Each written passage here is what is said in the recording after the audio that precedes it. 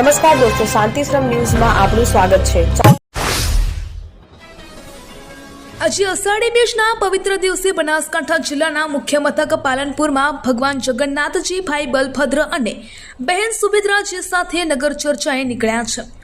શહેરના મોટા રામજી મંદિર ખાતેથી શરૂ થયેલી આ રથયાત્રા 14 કિલોમીટરના રૂટ પર પરિક્રમા કરશે અને મોડી સાંજે નિજ મંદિરે પરત ફરશે। સમગ્ર દેશમાં અષાઢી બીજની ઉજવણી થઈ રહી છે, ત્યારે પાલનપુરમાં પણ 55મી જગન્નાથ રથયાત્રાનું ભવ્ય આયોજન કરવામાં આવ્યું છે। શ્રી રામ સેવા સમિતિ સહિત વિવિધ હિન્દુ સંગઠનો દ્વારા રથયાત્રાનું આયોજન કરાયું છે। ભગવાન જગન્નાથ, ભાઈ બલભદ્ર અને બહેન સુભદ્રા ત્રણેય અલગ અલગ રથમાં બિરાજમાન થઈ ભક્તોને દર્શન આપી રહ્યા છે।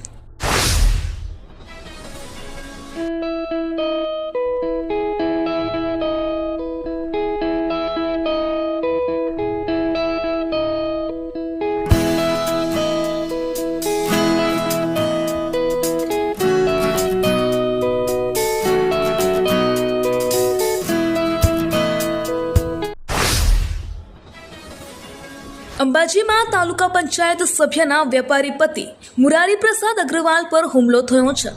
ચૂંટણીની અદાવતમાં થયેલા હુમલામાં તેમની પાસે ₹10,000ની લૂંટ પણ થઈ હતી। પોલીસે આ મામલે 7 આરોપીઓની ધરપકડ કરી છે। મુરારી પ્રસાદ અગ્રવાલની ફરિયાદ મુજબ અગાઉની ચૂંટણીની અદાવત રાખીને હેમંતભાઈ દવેએ બહારથી ગુંડાઓ બોલાવ્યા હતા અને આ ગુંડાઓએ મુરારી પ્રસાદની એક્ટિવા રોકીને લાકડીઓ અને ગરદાપાટુ વડે માર માર્યો હતો। દાંતીવાડા તાલુકાના અકોલી ગામમાં અષાઢી બીજના પાવન દિવસે ગૌશાળા અને ચિલ્ડ્રન પાર્કનું ખાતમુહૂર્ત કરવામાં આવ્યું હતું।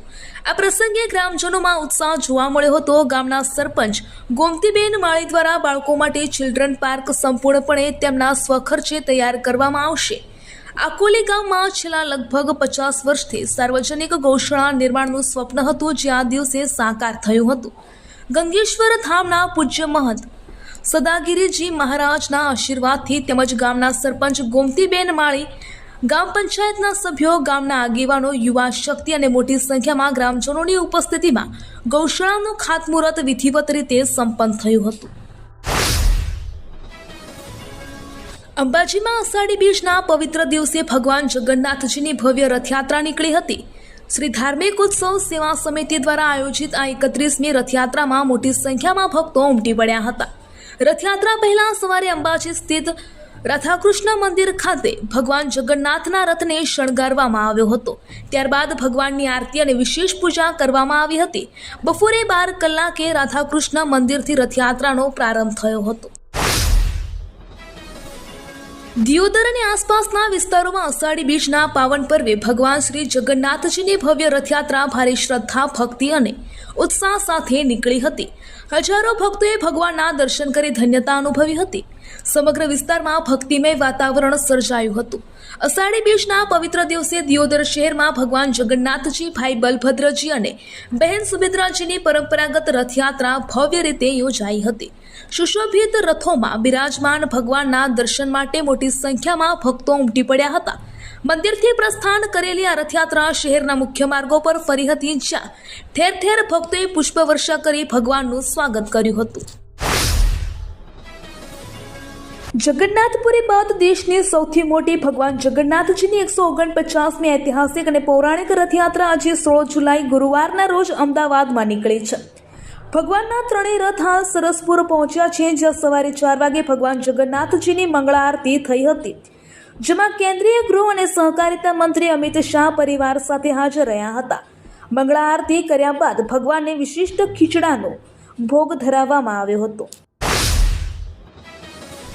દિયોદર પંથકમાં શિક્ષણનું અનેરું ધામ એટલે Shri Tapasvi college of nursing તેમજ શ્રી તપસ્વી આર્ટ્સ કોલેજ, જ્યાં છે સંપૂર્ણ AC, CCTV, wifi, digitally updated campus, BSc nursing સહિતના અનેક કોર્સમાં આજે જ પ્રવેશ માટે સંપર્ક કરો। Tapasvi college of nursing, Deodar.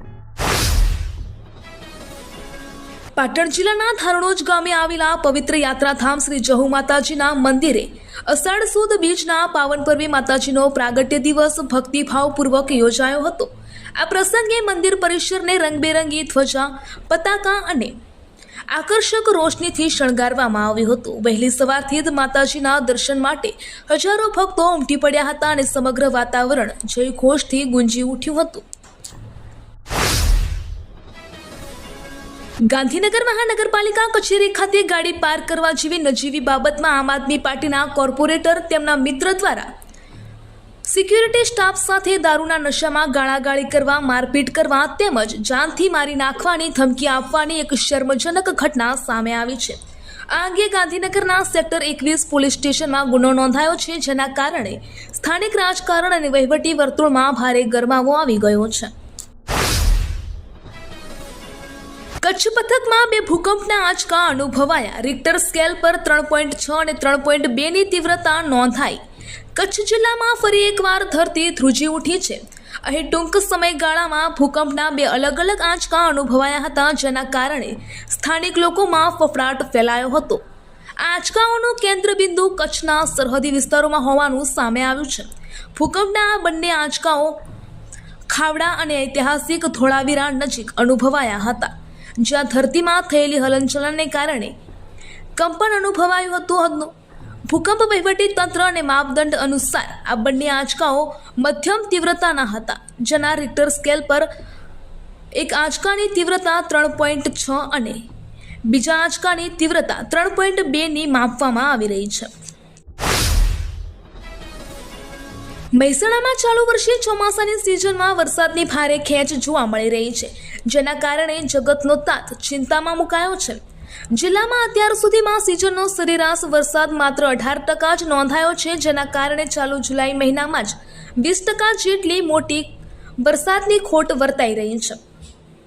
સામાન્ય રીતે જિલ્લામાં સિઝનનો સરેરાશ વરસાદ 737 મિલીમીટર વરસાદ પડતો હોય છે, જેની સામે આ વર્ષે અત્યાર સુધીમાં માત્ર 139.50 મિલીમીટર જ વરસાદ નોંધાયો છે. ગત વર્ષની સરખામણી કરીએ તો ગયા વર્ષે જુલાઈ મહિનાની આજ તારીખ સુધીમાં 283 મિલીમીટર કરતાં વધુ વરસાદ પડી ચૂક્યો હતો.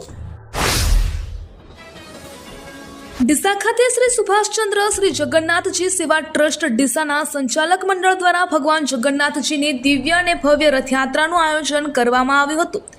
રાજ્યના વન અને પર્યાવરણ, વાહન વ્યવહાર તથા ક્લાઇમેટ ચેન્જ રાજ્યમંત્રી શ્રી પ્રવીણભાઈ માળીએ રામજી મંદિર ડીસાથી રિસાલા ચોક ડીસા સુધી 28મી ભગવાન જગન્નાથજીની રથયાત્રાનું શ્રદ્ધા, ભક્તિ અને ઉત્સાહભેર પ્રસ્થાન કરાવ્યું હતું.